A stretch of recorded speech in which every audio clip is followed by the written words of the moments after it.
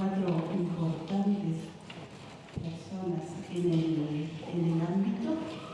La primera presentación la van a hacer Natalia y Jennifer. Las presento un poquito para quienes no la conocen. Las presento por datos que tienen el mismo currículum, incluso es como una intimidad. Ambas son correctoras de estilo, egresadas de la TUCE. Ambas hicieron la diplomatura de lenguaje claro en la USAL. Ambas son profesoras de literatura. Ambas trabajan en el PPS, en el centro de estudio. Y ambas han colaborado en conseguir el logro que van a contar ahora en su exposición. La segunda ponencia, Daniel Soma, corrector de estilo, egresado de la TUCE, diplomado en edición por el CLAE, diplomado en lenguaje claro por la USAL, corrector independiente, trabajó en el PPS y es uno de los 2 correctores que entraron por llamado a concurso para cargos presupuestados de corrector de estilo en el Parlamento de Uruguay. Así que también una gran trayectoria y va a compartir esa experiencia, que no es poca, con todos nosotros. Sandra Román, profesora de la carrera del curso Escritura Académica en ámbitos Lectura y escritura en ámbitos académicos y profesionales, lo que antes era el taller de escritura académica. Sandra es lingüista, magíster en ciencias humanas y ahora doctoranda en lingüística, y va a compartir con nosotros un tema súper interesante que es, hablando en criollo, qué es lo que hay en el imaginario colectivo que hace que alguien desee ingresar a estudiar corrección de estilo. Así que bueno, empezamos entonces con las chicas que nos van a contar cómo es el trabajo en el PPS y qué es lo que han logrado a través de la línea del lenguaje claro. Bueno, muchas gracias, Gabriela. Tenemos todo anotadito para no pasarnos del tiempo. Es una alegría, es un honor estar inaugurando estas jornadas junto a los colegas que se encuentran en el Salón Blanca París. Son las primeras, tienen una gran responsabilidad y es que marcamos precedente con respecto al tiempo, así que le vamos a facilitar el trabajo a Gabriela y vamos a tratar de ajustarnos. En esta presentación queremos contar, a partir de una pregunta, a través de un ejemplo, cómo el lenguaje claro transforma los textos y cómo esa transformación cambia la forma de mirar. En realidad, acá nuestra pregunta, que en esta versión no quedó, típico que pasa, es por qué el lenguaje claro transforma la forma de mirar. Miramos los textos a partir del lenguaje claro pensando en las personas. Y ese fue el primer cambio. Como lo dijo Gabriela, con Jenny trabajamos en BPS, ingresamos en el año 2008, que fue un año muy significativo porque por lo que planteaban es el año de creación de la TUCE, ingresamos como administrativas allí. También ese año yo egresaba del IVA de literatura y Jenny ingresaba, pero nuestros comienzos juntas fueron en 2016 cuando creamos el taller de comunicación escrita para BPS, que tenemos acá parte de la hinchada de ese taller. Y en 2019 ya empezamos a trabajar juntas en la misma oficina y eso nos permitió presentar algunos proyectos. Hoy el proyecto que vamos a presentar es, y acá tenemos un problema, pero lo vamos a solucionar rápidamente, es el proyecto del derecho a entender. BPS tiene una presencia clave en la sociedad. En 2021, recordarán que fue año de pandemia, y BPS tuvo una mirada más exigente. Y si bien nosotras no trabajábamos en atención al público, trabajábamos en capacitación, nos llegaban muchas consultas sobre seguros de desempleo, seguros de enfermedad, pérdida de trabajo, fallecimientos. Se evidenciaba mucho más la necesidad de que el pasaje por este organismo fuera más sencillo. Ahí, citando a Montario y Gascón, a la hora de ellos del derecho a entender, presentamos este proyecto poniendo el lugar clave que tiene BPS en la sociedad por la extensión en el territorio y por la diversidad del público a la que contempla.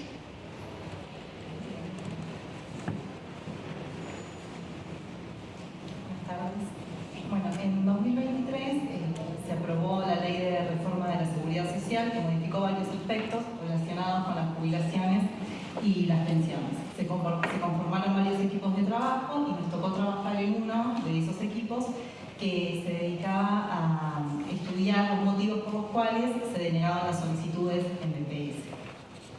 Cuando DPS deniega una solicitud, una prestación, en muchos casos lo hace por escrito. Allí tuvimos la oportunidad de trabajar en un campo dentro de la corrección, que es el del lenguaje claro. Lo valioso de esta experiencia fue integrarnos al proyecto desde el primer momento, poder difundir la perspectiva del derecho a entender y pensar, discutir y decidir en equipo, cómo debían ser esas comunicaciones. Ese equipo estaba conformado por compañeras que trabajaban directamente con esos documentos, vinculadas al área de atención al público y administrativas, y la validación final era del área legal, porque esos documentos entran en esa jerarquía. Además, trabajamos en el diseño de una capacitación para presentar no solo los cambios en los procedimientos como consecuencia de esta ley, sino la importancia de esta perspectiva y cómo transmitir esta información oralmente considerando la singularidad de la persona. Trabajamos con 220 documentos y la capacitación llevó a 250 personas. Nos interesa mostrar este número porque hay 250 funcionarios y funcionarias que escucharon hablar sobre el lenguaje claro y el derecho a entender por primera vez, y esa información que recibieron hizo eco desde el primer momento. Más adelante Nati va a contar qué fue lo que pasó. Bueno, y ahora vamos a ir directo a compartir un documento que se llama Vista. Y seguramente habrá muchas de las personas aquí que no saben qué es una vista o qué se entiende por una vista. Y no va a ser qué linda vista. Acá, desfriza.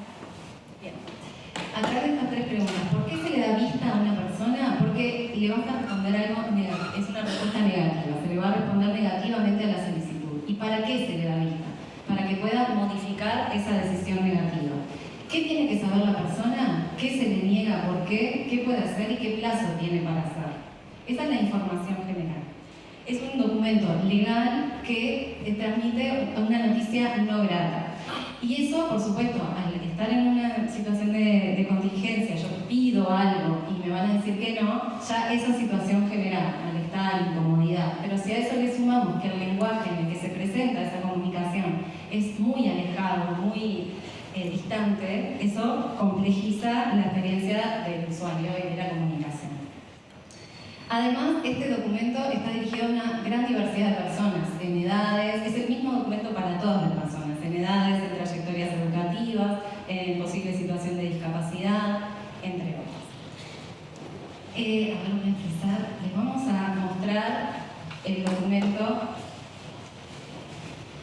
original, lo vamos a leer para que llegue a toda la sala, solamente el primer párrafo. Esto fue el documento con el que nos encontramos inicialmente. Vista la fecha. Considerando la solicitud número tal, formulada por fecha de nacimiento, cédula de identidad, esos son los datos de la persona, se le otorga vista previa, entre paréntesis el artículo de la RD con la fecha, que se le denegará la pensión invalidez por no cumplir los extremos exigidos en el artículo 162 de la ley. Extremo no cumplido, el solicitante no carece de recursos para subvenir a sus necesidades vitales. Eso es lo que se entrega a la persona. Entonces, sabiendo lo que decíamos, nos preguntamos, ¿de qué manera podemos atenuar esta comunicación? ¿Qué podemos hacer desde el lenguaje? Acá les voy a compartir una sensación muy rara. Vieron que cuando miran Friends y viene un chiste, ya lo saben, pero se ríen igual. Nosotros ya sabemos lo que viene ahora, pero igual nos da muchos nervios compartirlo, porque nunca lo hicimos en este contexto, en una sala llena de profesionales que seguramente lo vean y digan, capaz que yo hubiera hecho esto distinto. Y hoy lo veíamos en el taller de la mañana, y es eso nuestra profesión también, tomar decisiones no individuales sino colectivas, y que a veces con el tiempo hay algunas decisiones que se confirman y otras que se revisan. Eso también es lo bueno que tenemos. A ver, habiendo abierto ese paraguas, le paso el micrófono a ti. Para compartir las estrategias que utilizamos para mejorar este documento, hacemos una breve puesta a punto de lo que entendemos por una comunicación clara. El objetivo de una comunicación clara es encontrar de forma fácil una información y comprenderla para poder tomar una decisión. Para trabajar Nos basamos en 3 acciones. Seleccionar la información que es relevante para ese momento de la comunicación y jerarquizarla, emplear términos que sean sencillos y además redactar de acuerdo al orden lógico de la oración. Encontrar un lenguaje que pueda ser accesible para todas y todos puede ser utópico, pero si tomamos en cuenta las recomendaciones para una comunicación clara, podemos llegar a mayor cantidad de personas. Si retuvieron la lectura que hizo Nati de este documento o logran leerlo, ahí, ¿no? Bien.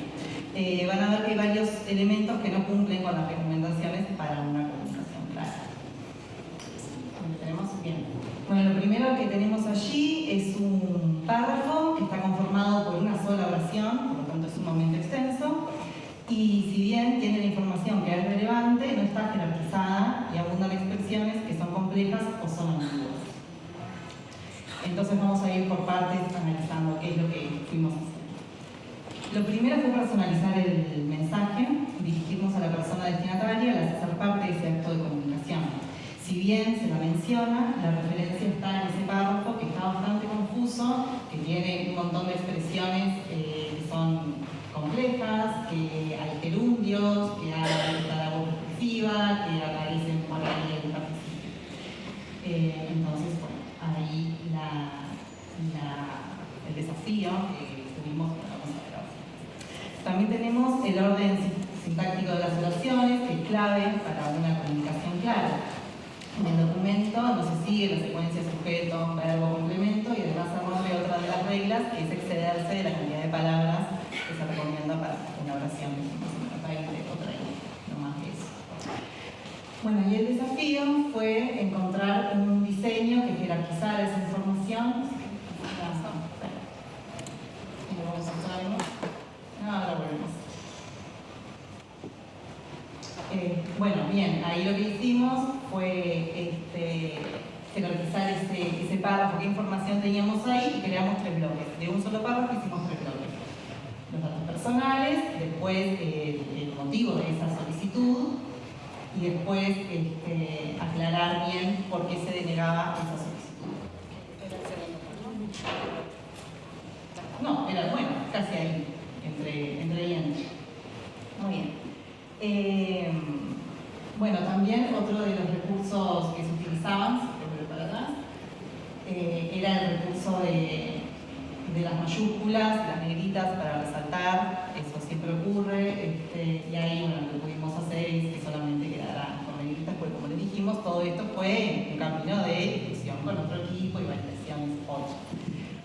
Y si hablamos de lenguaje claro, las palabras tienen que ser sencillas, conocidas y que eviten ambigüedades. Si repasamos este texto original, creemos que no hay términos que sean desconocidos, pero sabemos que las palabras tienen más de un significado y no tenemos por qué conocerlos todos. Entonces, emplear términos que puedan ser ambiguos o poco conocidos nos lleva a un mayor esfuerzo en la comprensión y, lo que es peor, interpretar algo que no es lo que se nos está diciendo. Por ejemplo, el extremo no cumplido o subvenir, y por qué no la palabra vista, incluso. Y bueno, y acá lo que pensamos es que para quienes están aquí presentes, incluso para nosotras, el término es, cuando hablamos de extremo, decimos que el extremo es algo que está al inicio o al final, ¿no? O lo mencionamos para hacer alusión a algo que fue exagerado o extremo, ¿no? Por ejemplo, fulano hizo algo extremo el otro día. Pero nunca para aludir a un tema, a un asunto o a un motivo, como en este caso, ¿no? No diríamos acá el extremo de esta mesa es la corrección en instituciones y su valor. Sería rarísimo, nadie entendería nada. Y bueno, la palabra vista también nos generaba esto de la ambigüedad en el lenguaje, y es porque lo tenemos asociado a la percepción, a la visión y a la percepción, a los sentidos. Pero en este contexto, dar vista, como ya mencioné antes, es otra cosa, es informar a una persona que no se le va a dar derecho a algo que vino a solicitar. Y bueno, y dentro de estas sugerencias, nosotros habíamos dicho por allí en el segundo sitio, bueno, ahí vieron que dice, le damos vista de que se le denegará la prestación, y habíamos dicho, bueno, no lo podemos cambiar por un simple le informamos. La respuesta fue negativa porque a los efectos legales no se puede decir. Así que, bueno, quedó, no todo se puede. Bien, otro aspecto que también revisamos fue la afirmación inicial, que está en la original, y es bastante subjetiva porque dice: el solicitante no carece de recursos para subvenir, otro término complejo, a sus necesidades vitales. Y sí, en realidad es sumamente subjetivo porque cada uno, o sea, cada quien vive su experiencia y sabe si carece o no de recursos para eso, y es la administración quien en todo caso tiene que verificar si lo cumple o no lo cumple de acuerdo a lo que establezca la normativa. Y bueno, y ahí sí hicimos un cambio que fue: no se verifica carencia de recursos para cubrir sus necesidades vitales.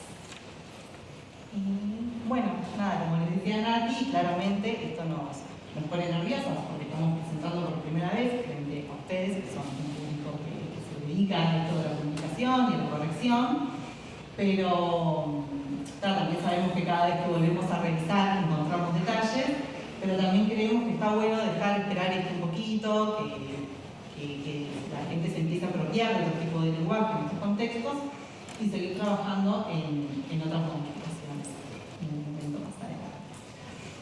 Bueno, y el segundo párrafo tenía menos dificultades, por lo tanto no lo vamos a analizar, así que pasa de largo, pero sí vamos a ir a otras de las recomendaciones que se hace para el lenguaje claro, y es verificar que algunas preguntas estén contestadas en el documento, y allí están.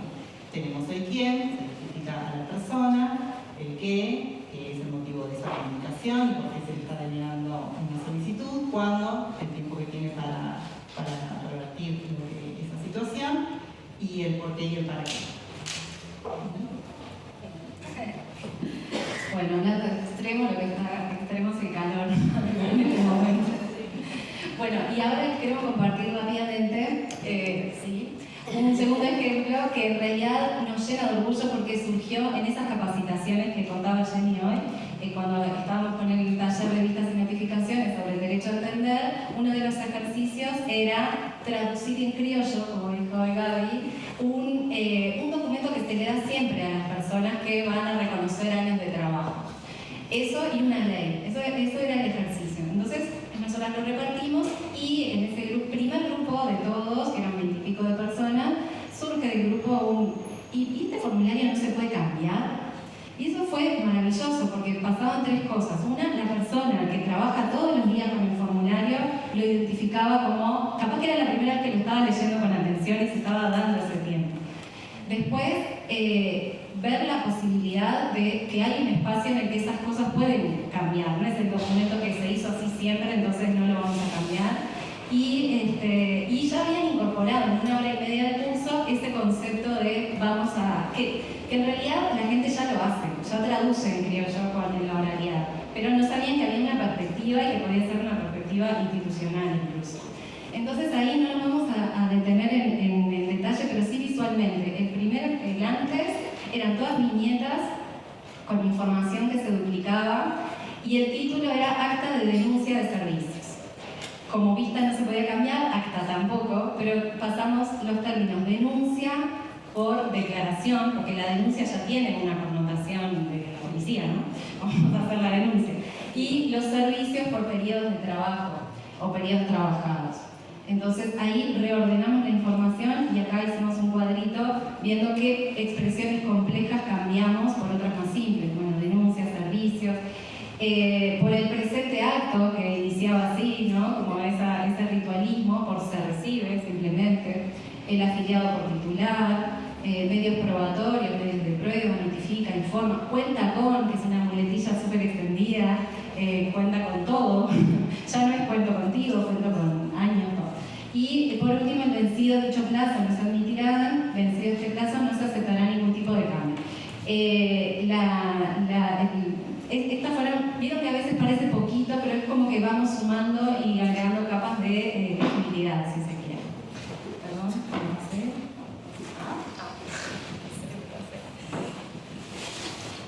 Bueno, sí, ya estamos cerrando.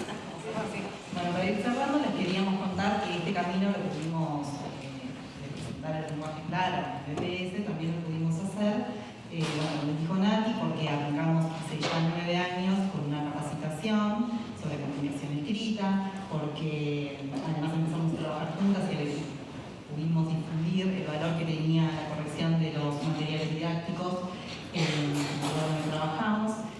De la mano de la corrección vino la creación de una guía de estilo, también pudimos, bueno, en ese interín también nos exhibimos, pudimos hacer la petición, por suerte nos dieron lista y aceptaron la creación de los cargos en la estructura de BPS, por lo tanto es otro de los organismos que tiene correctores de estilo. Eso se concursó y bueno, y ahí quedamos. Así que todo eso allí. Y bueno, y este recorrido nos permitió hablar de lenguaje claro en la institución del Estado y que este concepto comience a repercutir en las comunicaciones que se brindan desde allí es una forma de retribuir lo que aprendimos acá hacia la ciudadanía. Y bueno, el lenguaje claro también es un campo para explorar en esta profesión. Nuestra carrera es joven, muchas veces tenemos que explicar qué implica este trabajo y tener que estar derribando mitos. Y bueno, y puede tener muchas veces como un alcance limitado y pensar que es un lujo, ¿no? Que un texto tenga una corrección. O puede tener un alcance mayor y ser parte fundamental de la comunicación y de la accesibilidad. Bueno, para cerrar, perdón, hoy está comenzando una nueva administración en BPS y la idea es profundizar, sistematizar este proyecto que inició en el periodo anterior. También hay compañeras que están formándose en lectura fácil, que es otro campo distinto y ese lo vamos a presentar en las próximas jornadas. Y bueno, nuestra invitación es a explorar el mundo del lenguaje claro. Mañana hay un panel a las 9 de la mañana para quien le interese el tema y nuestra exhortación es a quienes puedan a trabajar de manera conjunta para compartir las acciones que se están generando en nuestros espacios.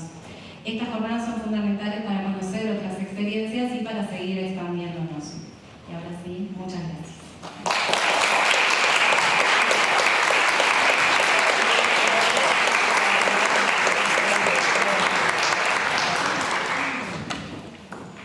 Las chicas son súper humildes y tienen perfil bajo. Hay una cantidad de cosas que dijeron que son tan importantes para la profesión que a mí me gustaría, mientras se acomodan, pasan el tema y se organiza, hacer hincapié en tres ejes importantísimos de la ponencia de las chicas.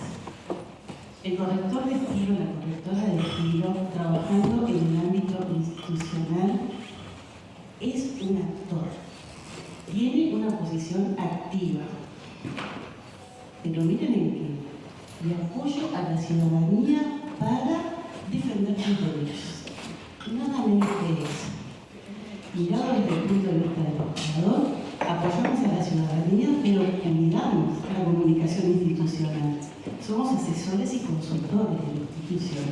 Y en ese ámbito tan amplio podemos devolver lo que la universidad nos da. Estamos prestando un servicio social, somos agentes de cambio social con lo que esta casa nos ha brindado.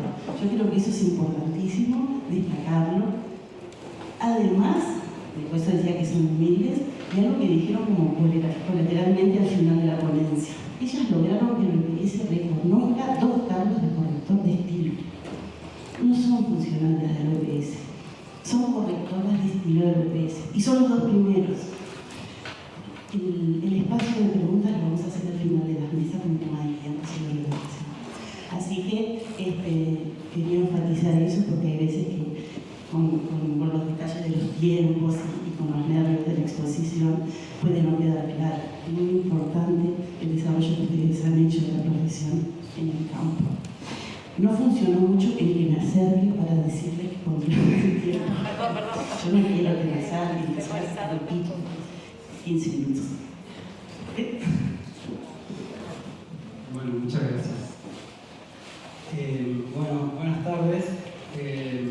Voy a tratar de dar un panorama de algo que a mí me preocupa mucho desde hace mucho tiempo, o sea que es algo que yo veo que es un campo un campo laboral importante en el que somos necesarios, bien un poco enganchado con lo que fue la ponencia anterior,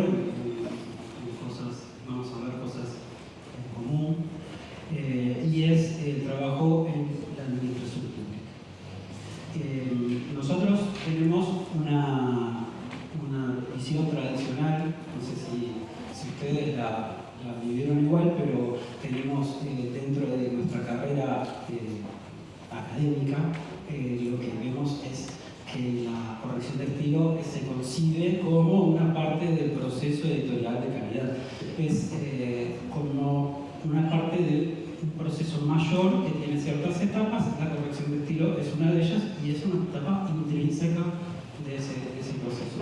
¿Qué nos pasa? Nos pasa que, bueno, por un lado salimos, egresamos, no todos, yo diría que pocos son los que pueden trabajar exclusivamente en el mercado editorial o en prensa y llevar un proceso más o menos de acuerdo a lo que vimos, lo que aprendimos en la facultad.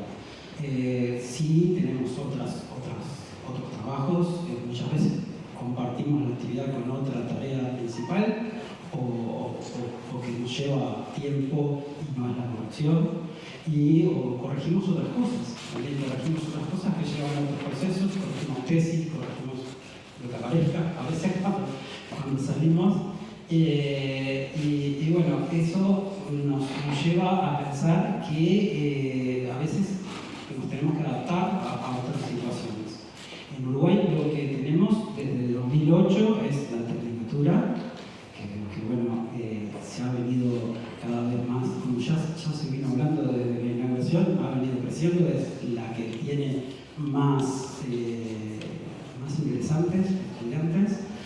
Yo relevé un dato que es hasta 2022, tenemos 167 estudiantes egresados de la tecnicatura. Bueno, la gran mayoría son mujeres, o sea que, como decía Julia hoy, tenemos que hablar de correctoras, no de correctores, pero esto es un 13,4% del total de egresados en las carreras de grado de la facultad en ese mismo periodo. Hoy, al mismo ritmo que tenemos, vamos a estar arriba de los 180, 190. Eso representa una cantidad de estudiantes de egresados que salen al mercado laboral y que, bueno, no creo que el mercado editorial uruguayo pueda absorber eso, por más que se pueda trabajar para el exterior, pero sí, evidentemente tenemos una cantidad de egresados para el mercado uruguayo. ¿Qué pasó? Además, paralelamente, la tecnicatura hizo visibilizar la tarea del corrector. Hoy la tarea del corrector se ha difundido. Hoy no es tan raro encontrar gente que le decís que estudias corrección de estilo y te mira como cara de vaya a saber qué, o sea, ¿qué es eso? O sea, hoy se sabe un poco lo que es el corrector, se ha difundido y además se han ido abriendo otras oportunidades. Se han ido abriendo, bueno, esto es un poco la gráfica de la cantidad de egresados respecto a las otras carreras. Y bueno, hay otros campos de trabajo, hay páginas web, hay aplicaciones, hay prensa digital, medios audiovisuales, bueno, los sectores de comunicaciones institucionales, podemos trabajar en muchos lados y podemos trabajar en otros lados que exigen otros procesos de trabajo, muchas veces. ¿Qué pasa? Con todas estas posibilidades y otras, hay un actor que las reúne todas y tiene lugar, debería tener lugar para correctores. Ese es el Estado.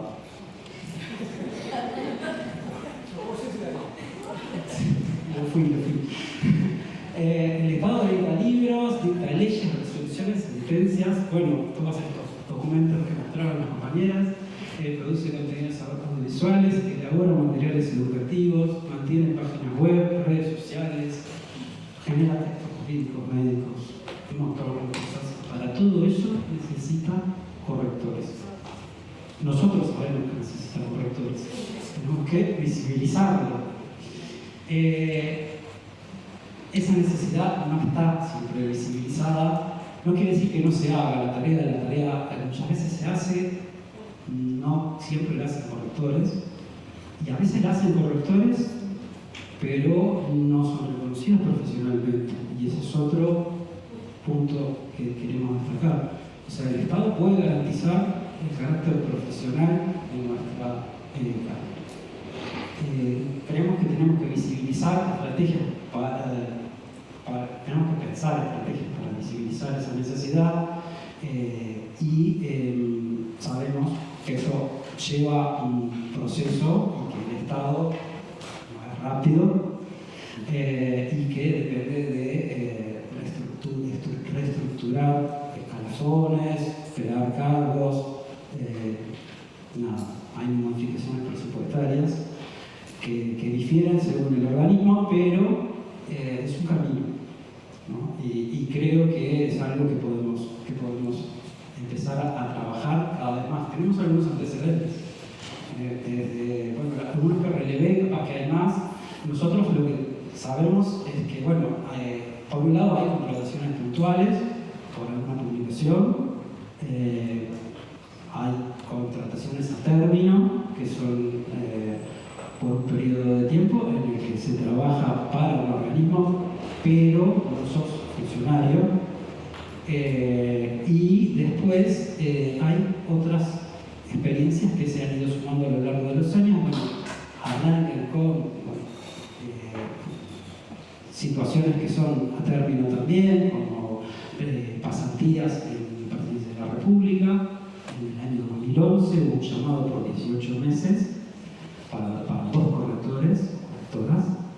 Después la Universidad de la República hace llamados para el departamento al programa de apoyo a comunicaciones de la unidad de comunicación, que es para becarios y está abierto, generalmente creo que son egresados con hasta un año de egresados y estudiantes avanzados.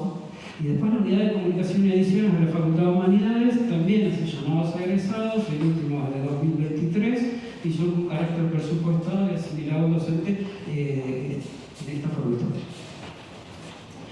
Y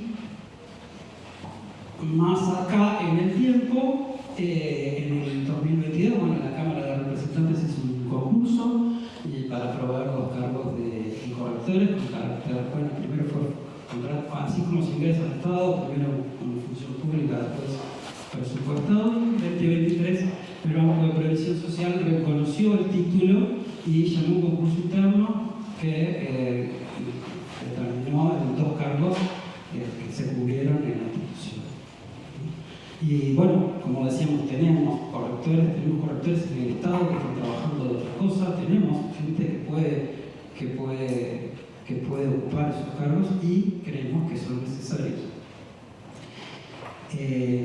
Voy a mostrar un poquito la experiencia, no sé cómo estamos el tiempo, la experiencia en la Cámara de Representantes. 5. Tenemos en el 2023 ingresamos a la Cámara de Representantes como correctora de estilo. Esto implica incorporar la corrección en un proceso legislativo que no lo tenía. Nosotros lo que hacemos es elaborar propuestas de corrección.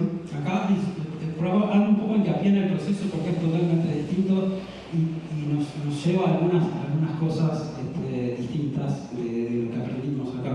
Pero nosotros elaboramos propuestas, se elaboraron más de 280 propuestas de corrección de proyectos, de leyes y resoluciones entre 2023 y 2024. Se corrigieron manuales, se corrigieron informes jurídicos, se corrigieron otros documentos y se participa en la elaboración de cursos de capacitación para los funcionarios. Hacen falta más cosas. Hace falta mejorar esos procesos, las condiciones en las que se trabaja,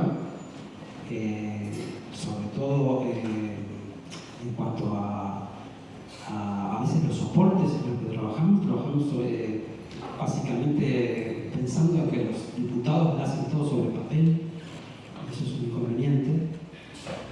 Creemos que es necesario generar más cargos en la Cámara por el volumen de trabajo y en el Senado, porque el propio proceso hace que, por ejemplo, un proyecto de ley que si viene del Senado yo lo tengo aprobado y lo modifico, así sea corregirlo un poquito, tiene que volver al Senado después, y eso es un problema. Y después tenemos que establecer normas de estilo comunes, tenemos que tener un manual, tenemos que tener